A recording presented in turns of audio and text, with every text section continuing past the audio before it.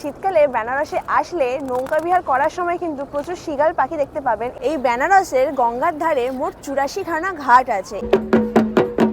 Benaras Hindu university, যেখানেই আছে new Kashi Biswanath মন্দির। শুধুমাত্র শীতকালেই নাকি এই বেনারসের মালাইয়াটা পাওয়া যায়। বেনারসের অলিগলি পুরো সাংঘাতিক অলিগলি। Har Har Mahadev, welcome to Benaras.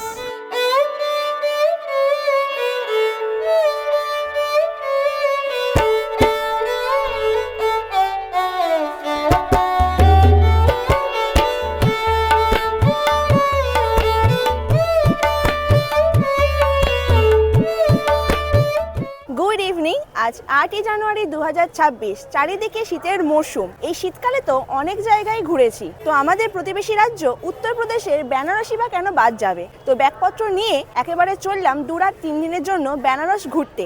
এখন আমি দাঁড়িয়ে আছি কলকাতা স্টেশনে। সময় এখন ওই রাত 8:30টার মতো।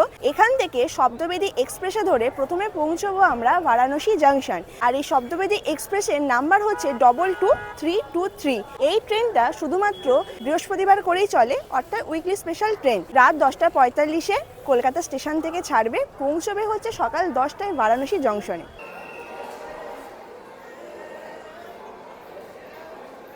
এডিভিএম মেশিন থেকে টিকিট কেটে নিলাম বারাণসী জংশন পর্যন্ত। কোড নাম্বার হচ্ছে বিএসবি। টিকিটের প্রাইস পড়লো 245 টাকা করে পার হেড, আর জার্নি করছে জেনারেলে। আর এই শব্দবেদী এক্সপ্রেস বেনারস যাওয়ার জন্য কিন্তু খুবই ভালো একটা ট্রেন, কারণ কলকাতা থেকে বারাণসী জংশন পর্যন্ত মাত্র 6খানা হল্ট দেয়। বর্ধমান, দুর্গাপুর, আসানসোল, ধানবাদ, গয়া জংশন, পণ্ডিত দীনদয়াল উপাধ্যায়, তারপরে হচ্ছে বারাণসী। দিয়ে দিয়েছে আমাদের শব্দবেদী এক্সপ্রেস কলকাতা স্টেশনের 5 নম্বর প্ল্যাটফর্মে।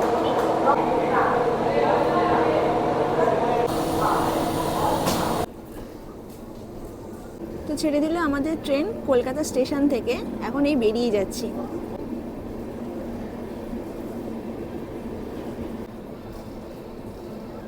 তো কলকাতা স্টেশন থেকে এখন বেরিয়ে যাচ্ছি, আর ট্রেনের ভেতরের অবস্থাটা এখন দেখাচ্ছি। মোটামুটি ফাঁকাই আছে, দেখুন মোটামুটি ফাঁকাই আছে। আর এই হচ্ছে আমার সিট, বেশ ফাঁকাই আছে, ওপরে নিচে সব ফাঁকা এখন। এবার দেখা যাক ধানবাদ গয়া জংশন থেকে পুরো বারাণসী পর্যন্ত কিরকম ভিড়টা হয়।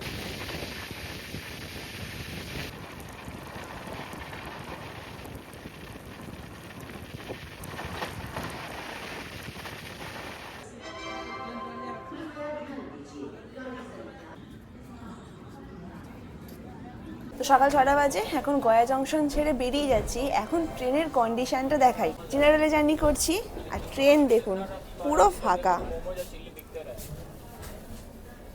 পুরো এইরকম ফাঁকা ট্রেন। অন্যান্য সময় দেখেছি যখন এই ইউপিতে যাওয়ার সময় ট্রেনগুলো এতটাই ভিড় হয় স্লিপারও জেনারেল হয়ে যায়, কিন্তু এই ট্রেনটা জেনারেল হয়ে আছে স্লিপার।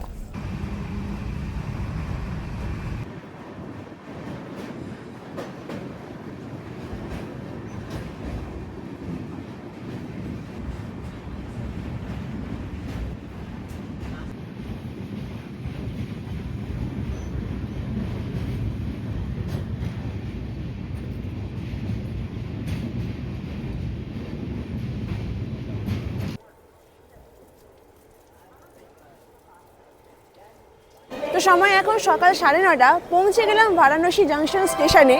নির্ধারিত সময়ে প্রায় 8 ঘন্টা আগে পৌঁছে গিয়েছি। তো স্টেশন থেকে এখন বাইরে বেরোবো। বাইরে বেরিয়ে একটা অটো বা টোটো বা যাই কিছু পাই না কেন, সেখান থেকে প্রথমে পৌঁছবো গধুলিয়া চৌরাহা। তো স্টেশনের বাইরে বেরিয়ে গেলাম। স্টেশনের বাইরেটা কিন্তু খুব সুন্দর, পরিষ্কার পরিচ্ছন্ন, ডেকোরেশনটা সুন্দর। তো এখান থেকে এখন আমরা সোজা চলে যাব আমাদের হোটেলে। হোটেল আগে থাকতে বুক করে রেখে দিয়েছি। হোটেলের নাম হচ্ছে হোটেল সম্মান, আর হোটেলের লোকেশনটা ঠিক গধুলিয়া চকের সামনে। তো এইখান থেকে একটা শেয়ার গাড়িতে করে প্রথমে পৌঁছবো গধুলিয়া চক। এখন এত দেরি হয়ে গেছে, জানি না গধুলিয়া চক পর্যন্ত পৌঁছবে কিনা। তা না হলে গির্জামোড় পর্যন্ত নামতে হবে, ওখান থেকে হেঁটে হেঁটে আমাদেরকে যেতে হবে। তো স্টেশনের বাইরে যেসব ড্রাইভাররা ধরবে ওনারা কিন্তু রিজার্ভ করে পুরো আপনাদের হোটেল পর্যন্ত পৌঁছে দেন। আমরা যাব শেয়ার গাড়িতে। স্টেশনের বাইরে থেকে বেরিয়ে রাস্তাটা ক্রস করলাম। ক্রস করলেই দেখতে পাবেন টোটো স্ট্যান্ড। ওই টোটো ধরে এখন যাচ্ছি গধুলিয়া চক। শেয়ারে আমাদের ভাড়া পড়লো 20 টাকা। আর যদি স্টেশনের সামনে থেকে রিজার্ভ গাড়িতে করে যান তখন তার ভাড়া পড়বে 100 টাকা। সে 5 জনই থাকুন, 1 জন থাকুন বা 2 জন থাকুন।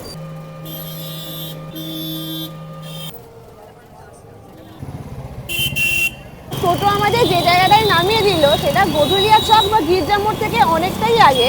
এইখান থেকে আমাদের হোটেলের দূরত্ব হচ্ছে মাত্র 800 মিটার, পায়ে হেঁটে যেতে হবে। যেহেতু এখানে রোপওয়ের কাজ চলছে সেই কারণে টোটো বা অটো কোনো কিছুই যায় না, শুধুমাত্র রিক্সা যায়। গির্জা মোড়ের সামনে একটা দোকান থেকে মশলা ধোসা নিয়েছি, এটা প্রাইস পড়েছে 50 টাকা। একদম গরম গরম করে দিয়েছে, এখানে আছে সাম্বার, তার সাথে আছে চাটনি। ভালো খেতে, 50 টাকার মধ্যে বেশ ভালো। ওইখানে গির্জাঘর, ওখান থেকে ব্রেকফাস্ট করলাম। ব্রেকফাস্ট করলে এই রাস্তাটা থেকে হেঁটে হেঁটে আসলাম হচ্ছে গোধুলিয়া চৌরাহা বা গোধুলিয়া চক। এবার গোধুলিয়া চকের ম্যাপ লোকেশনটা আপনাদেরকে জানিয়ে দিই। নন্দী মহারাজ যেদিকে মুখ করে আছে, অর্থাৎ এই যে রাস্তাটা চলে যাচ্ছে কাশী বিশ্বনাথ মন্দিরের দিকে, আর নন্দী মহারাজের পিছনে যে রাস্তাটা চলে যাচ্ছে এটা আছে আশিঘাটের দিকে, আর এই পারে রাস্তাটা চলে যাচ্ছে দশাশ্বমেধ ঘাটের দিকে। আমরা আজকে যে হোটেলটা বুক করেছি, হোটেল সম্মান, পুরো গোধুলিয়া চকের ঠিক সামনে। দেখুন এই হোটেল সম্মান।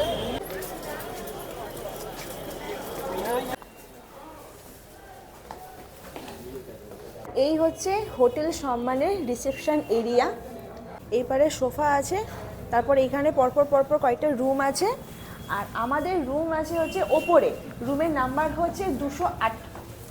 তো এই হচ্ছে আমাদের রুম, 208 নম্বর রুম। আর রুমের ভিতরটা এই রকম, ছোটোর ওপরে রুম, খুব একটা বড় রুম না। এখানে 2টো বেড আছে, 2 জন থাকতে পারবে। এখানে আছে ইন্টারকাম, এই পারে চার্জিংয়ের পয়েন্ট আছে, এই পারে হ্যাঙ্গার আছে জামা কাপড়, এখানে হ্যাঙ্গিং করা যায়। ইন্টারকামের ব্যবস্থা আছে, আর কমপ্লিমেন্টারি দিয়েছে লেস, গুড ডে, আর এখানে একটা জলের বোতল দিয়েছে। এখানে একটা টেবিল আছে। আর এই হোটেল সম্মানে ইনহাউস কোনো রেস্টুরেন্টের ব্যবস্থা নেই। যদি আপনাদের মনে হয় যে রুমে খাবার অর্ডার দেবেন, তাহলে রুমের মধ্যেই একটা মেনু কার্ড দেওয়া আছে। ওই রেস্টুরেন্টের নাম হচ্ছে চটিওয়ালা, সেখান থেকে কিন্তু আপনারা অর্ডার দিতে পারেন, এনারা কিন্তু রুম সার্ভিস করিয়ে দেবেন। আর এইখানে আছে একটা টিভি, সামনে আছে ড্রেসিং টেবিল। আর বাথরুমটা দেখিয়ে দিই, এই হচ্ছে বাথরুম। বাথরুমটাও ছোটোর ওপরে বাথরুম। এইখানে আছে কোমোড, এইখানে আছে শাওয়ার, আর এই পারে আছে গিজার। আমরা যে রুমটা নিয়েছি এই রুমের প্রাইস হচ্ছে 2200 টাকা। এটা সিজনাল প্রাইস, অফ সিজনে কিন্তু দামটা একটু কমে যায়। আমরা যে রুমটাই ছিলাম ওই রুমটা হচ্ছে ডবল বেডরুম কিন্তু নন এসি। এবার একটা এসি রুম, ডবল বেডরুম, সেটা আপনাদের সাথে শেয়ার করি। রুম নাম্বার হচ্ছে 307। আর এই হচ্ছে রুমের ইন্টেরিয়ার, আমাদের রুমের মতনই, শুধুমাত্র এখানে এসির ব্যবস্থা আছে। সামনে দেখা যাচ্ছে কাভার্ড। আর এই হচ্ছে বাথরুম, এই বাথরুমের সাথে গিজার ফেসিলিটিস আছে। এবার একটা ট্রিপল বেডরুম শেয়ার করি। এই হচ্ছে রুমের ইন্টেরিয়ার, এটাও এসি রুম। আর এই হচ্ছে ট্রিপল বেডরুমের বাথরুম। এই বাথরুমের সাথে কিন্তু কোনো গিজার ফেসিলিটিস নেই। 6 বেডেড রুম।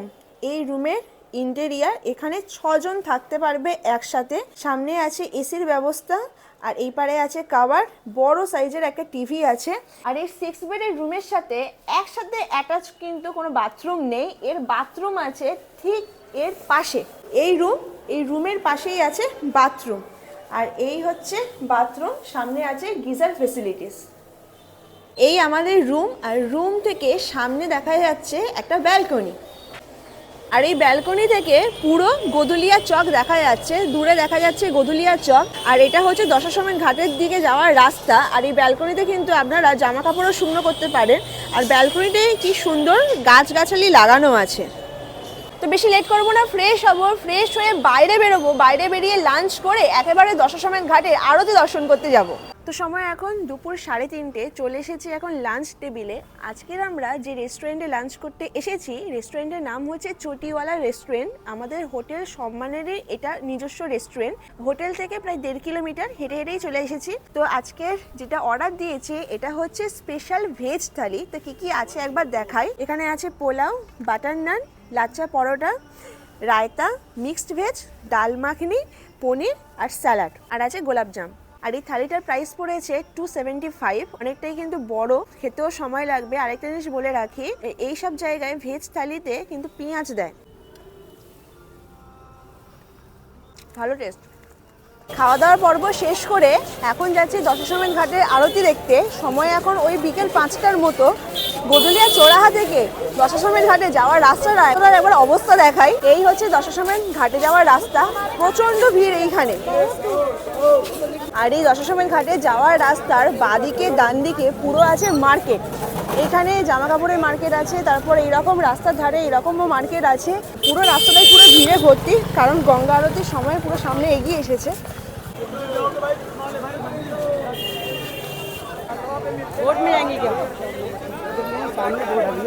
তো চলে আসলাম দশাশ্বমেধ ঘাটের আরতি দেখতে, আর এখান থেকে দেখাই কতটা ভিড় দশাশ্বমেধ ঘাটে। এই হচ্ছে দশাশ্বমেধ ঘাট, ওইখানে গঙ্গা আরতি হবে। আর সামনে যে নৌকাগুলো দেখতে পাচ্ছেন, এই নৌকায় বসে গঙ্গা আরতি দেখা যায়। সব থেকে ভালো হবে যত তাড়াতাড়ি আসবেন তত তাড়াতাড়ি কিন্তু ঘাটের আরতি দেখার জন্য সিটটা সামনে পাবেন, বিনা পয়সারই সিট। আর এই যে নৌকাগুলো বসে যদি আপনারা আরতি দেখতে চান তাহলে কিন্তু ওই 100, 150, 300 টাকার মতো নেয়। তো যেখানে আরতি হয় সেখানে চলে আসলাম। যত তাড়াতাড়ি আসবেন তত তাড়াতাড়ি কিন্তু এই সামনে বসার সিটগুলো পেয়ে যাবেন। এটা কিন্তু ফ্রিতে। আর আমরা যেহেতু অনেকটা দেরি করে এসেছি, আমাদেরকে দাঁড়িয়ে দাঁড়িয়ে দেখতে হবে। দেখি ভেতরে কোথায় জায়গা পাই।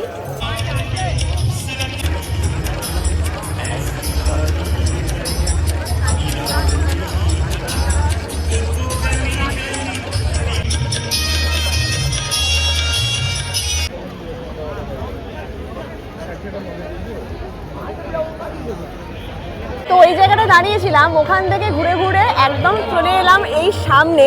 ব্যাকল্যাক হচ্ছে এটাই যে বসার সিট পাইনি, দাঁড়িয়ে দাঁড়িয়ে কিন্তু আরতিতে পুরো দেখতে হবে।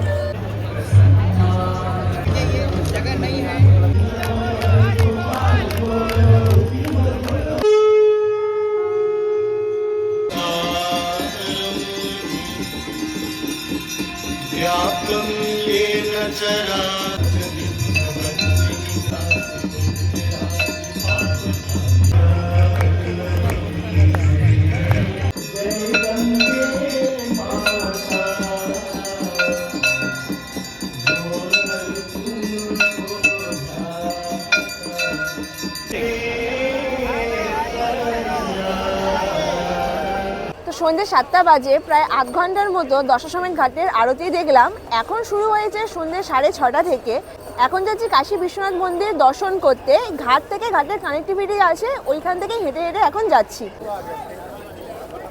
যেহেতু সবেমাত্র দশাশ্বমেধ ঘাটে আরতি শেষ হয়েছে, তাই দেখুন সমস্ত ভক্তরা এখন চলেছে কাশী বিশ্বনাথ মন্দিরের দিকে। সবাই কিন্তু ঘাট বরাবরই হাঁটছে। চলে আসলাম ললিতা ঘাট। আর এই যে রাস্তাটা দেখতে পাচ্ছেন, এই রাস্তা থেকে মন্দিরে কিন্তু প্রবেশ করা যায়। দেখুন প্রচুর ভক্তরা লাইন দিয়ে সিঁড়ি দিয়ে ওপরে উঠছেন। তো চলে আসলাম মন্দিরের ভিতরে। এটা হচ্ছে 1 নম্বর গেট, এইখান থেকে ঢুকলাম। আর এই হচ্ছে মন্দিরের করিডোর। সামনে সিঁড়ি আছে, এই সিঁড়ি দিয়ে ওপরে উঠে একেবারে মন্দিরের সামনে পর্যন্ত ফোন নিয়ে যাওয়া যায়। যেহেতু মন্দিরের মধ্যে কোনো ফোন, ক্যামেরা কোনো কিছু অ্যালাউ নেই, তাই বাইরে এরকম ডিসপ্লে করে দেওয়া আছে, যেখান থেকে সহজেই বাবা বিশ্বনাথকে আপনারা দর্শন করতে পারেন। তার থ্রুতেই আপনাদেরকে দর্শন করিয়ে দিলাম।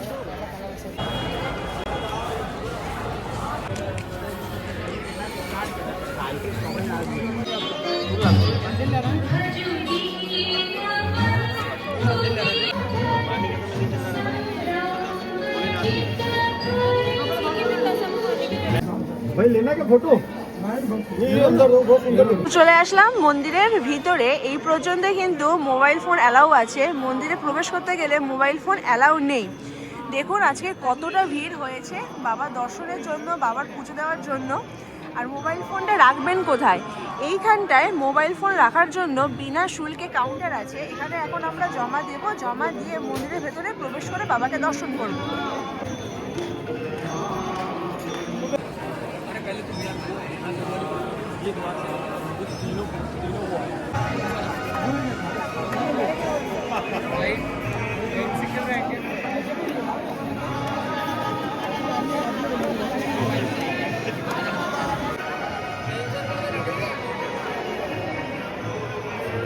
প্রায় 2 ঘন্টার মতো মন্দিরের লাইনে দিলাম, লাইনে দিয়ে বাবাকে দর্শন করলাম। আজ শুক্রবার, প্রচুর ভিড় হয়েছে। যেহেতু দশাশ্বমেধ ঘাটের আরতির পরে সবাই এই গেট থেকেই মন্দিরের ভেতরে ঢোকে, সেই কারণে এই 1 নম্বর গেট অর্থাৎ গঙ্গার ধারে মারাত্মক লেভেলের ভিড় হয়। তো সেই রকমভাবেই দর্শন করলাম। এখন যাচ্ছি মণিকর্ণিকা ঘাটের দিকে।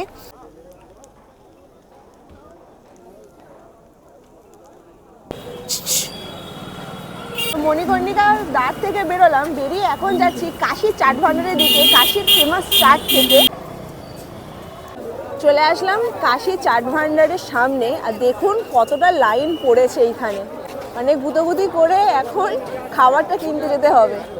তো কাশী চাট ভান্ডার থেকে টমেটো চাট অর্ডার দিয়েছি, আর এটা প্রাইস পড়েছে 60 টাকা।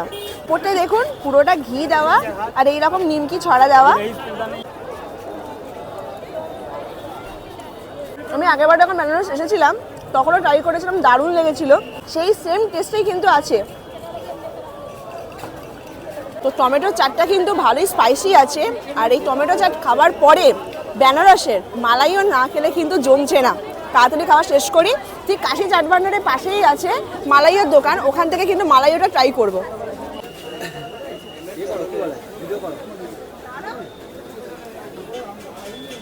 তো মালাইওটা কিনে নিলাম, এর প্রাইস পড়েছে 80 টাকা। আমার মনে হয় একটু বেশি, একটু দামটা কম হলে ভালো হতো। পুরো ফোমি ফোমি, বা তুলবো কি আর গালে ঢোকাবো কি। ভালো খেতে। ব্যাপারটা হচ্ছে পুরো ফোম, গালে দিলেই পুরো মিলেই যাচ্ছে। শুধুমাত্র শীতকালেই নাকি এই বেনারসের মালাইওটা পাওয়া যায়, আসলে ট্রাই করবেন, ভালো লাগবে খেতে।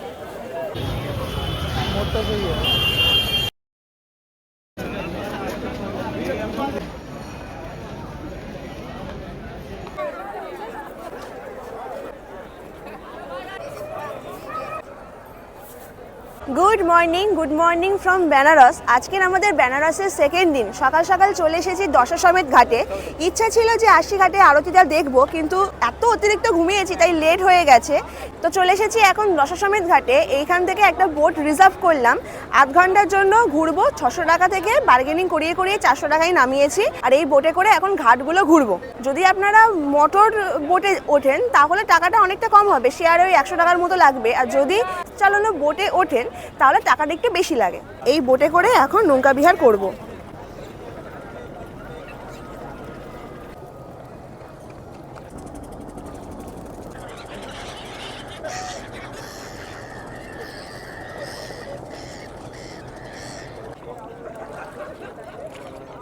তো গঙ্গার ওই পার থেকে এই পারে চলে আসলাম। এই পারের পরিবেশটা দেখায়।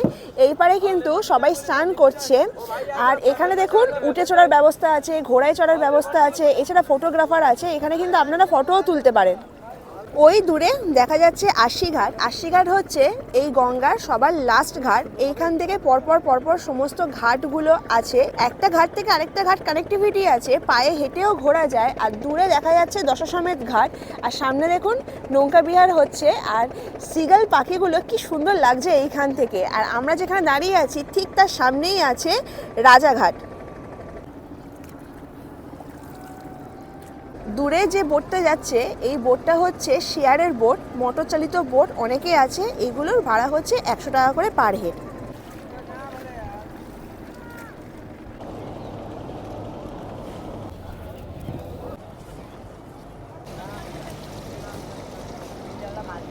ওং নমো পার্বতী পাতায়, হর হর মহাদেব। এই জানুয়ারি মাসের বেনারসের টেম্পারেচার রাত্রেবেলা ডাউন হয় ওই 7-8 ডিগ্রির মতো। আর এখন যে নৌকা বিহারটা করছি এখন কিন্তু খুব একটা ঠান্ডা লাগছে না, যতই নদীর ওপরে থাকি না কেন। তো এখন নৌকা বিহারটা শেষ হলে দশাশ্বমেধ ঘাটে উঠবো, উঠে দশাশ্বমেধ ঘাট থেকে আশেপাশে যেসব ঘাটগুলো আছে সেইগুলো এক্সপ্লোর করব, তারপরে টিফিনটা করব। উফ, জম্পেস্ট কিন্তু খিদে পেয়েছে। আর বেনারসের খাবার দাবারের টেস্ট কিন্তু দারুণ।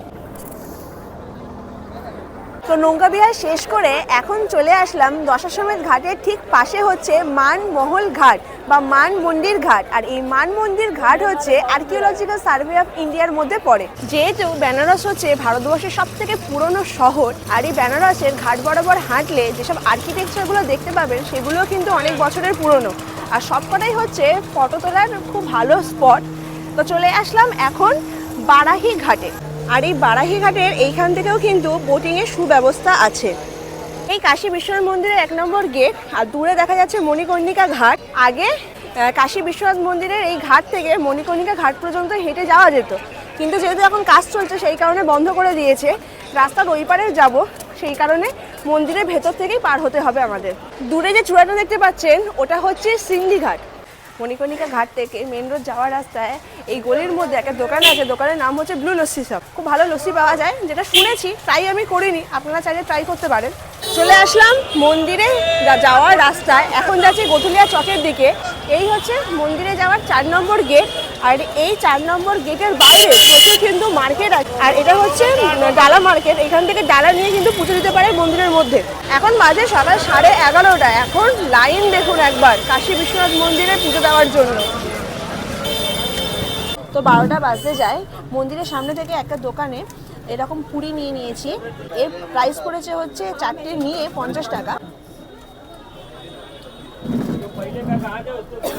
তরকারিটা টেস্ট ভালো, আর এখানকার সমস্ত খাবার কিন্তু নিরামিষ। আর এখানে পুরি মানে হচ্ছে আটা দিয়ে তৈরি হয়, ময়দা দিয়ে কিন্তু তৈরি হয় না। তো ব্রেকফাস্ট পর্ব শেষ করে এখন যাচ্ছি BHU ক্যাম্পাস, অর্থাৎ বেনারস হিন্দু ইউনিভার্সিটি, যেখানেই আছে নিউ কাশী বিশ্বনাথ মন্দির। ভেবেছিলাম যে ঘাট ঘুরবো, তবু প্ল্যানটা একটু চেঞ্জ করলাম, কারণ আমাদের একটা বন্ধু ওখানে কিন্তু পড়ে, তো তার সাথে মিট করতেই যাচ্ছি। গধুলিয়া চক থেকে আশিঘাটে যাওয়ার রাস্তায় এইখানেই অটোগুলো আছে, এই অটোতে করে এখন পৌঁছাবো BHU। এখানে টুরিস্ট দেখলেই অটো হোক, টোটো হোক বা যাই কিছু হোক না কেন, সব গলা কাটা প্রাইস চাইছে।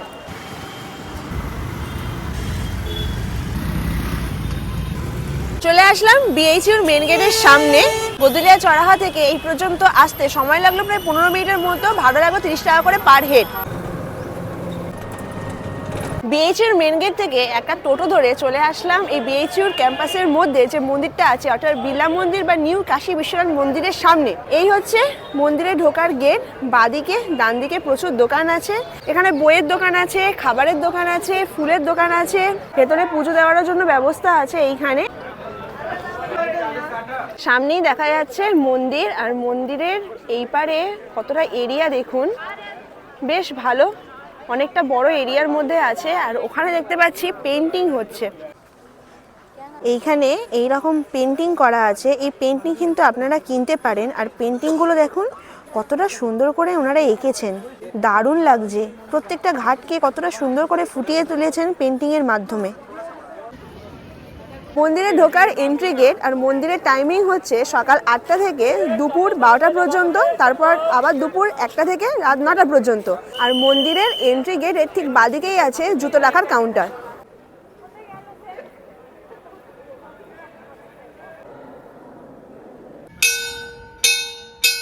নিউ বিশ্বনাথ মন্দিরের বাইরে থেকে এই 1 গ্লাস কোল্ড কফি নিয়েছে, প্রাইস পড়েছে 40 টাকা, ওপরে পুরো চকলেটের আইসক্রিম দেওয়া, ভালো খেতে। তো BHU ক্যাম্পাস ঘুরে চলে আসলাম আবার গধুলিয়া চকে। আমরা শুধুমাত্র আজকে সাইট সিইং এর মধ্যে BHU ক্যাম্পাসটা ঘুরেছি, এছাড়াও এই গধুলিয়া চক থেকে বেনারসের আশেপাশে কিছু সাইট সিইং এর স্পট আছে, কিছু মন্দির আছে, রামনগর ফোর্ট আছে, কালভৈরব মন্দির আছে।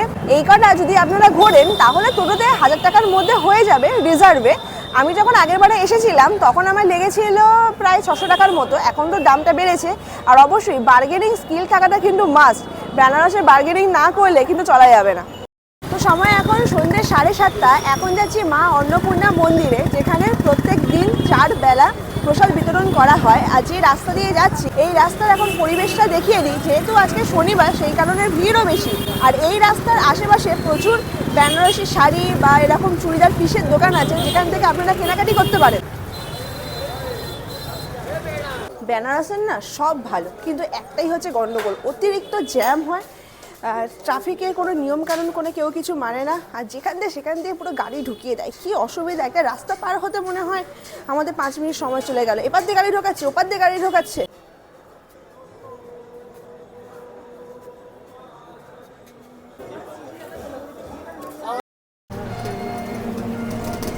Good morning from Benaras. আজকের আমাদের বেনারসের তৃতীয় দিন।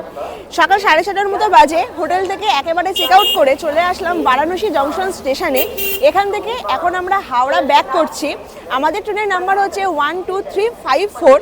লালকুন হাওড়া সুপারফাস্ট এক্সপ্রেস এই ট্রেনে করে আজকে হাওড়া পৌঁছবো। সময় হচ্ছে সকাল 7:25। যদি আপনারা আজকের দিন বেনারসে থেকে যান বা সন্ধেবেলা যদি আপনারা ট্রেন ধরেন, তারা কিন্তু 9:30 ঘুরে নিতে পারেন। এই ছিল আমার 2 রাত 3 দিনের বেনারস ভ্রমণ, আপনাদের সাথে শেয়ার করলাম। যদি ভিডিওটা ভালো লেগে থাকে অবশ্যই কমেন্ট করে জানাবেন, লাইক দেবেন, চলে আসবেন বেনারস পরিবার প্রিয়জনকে নিয়ে। দেখা হচ্ছে নেক্সট ভিডিওতে। আজকের দিনের মতো আমার ছুটি, টাটা।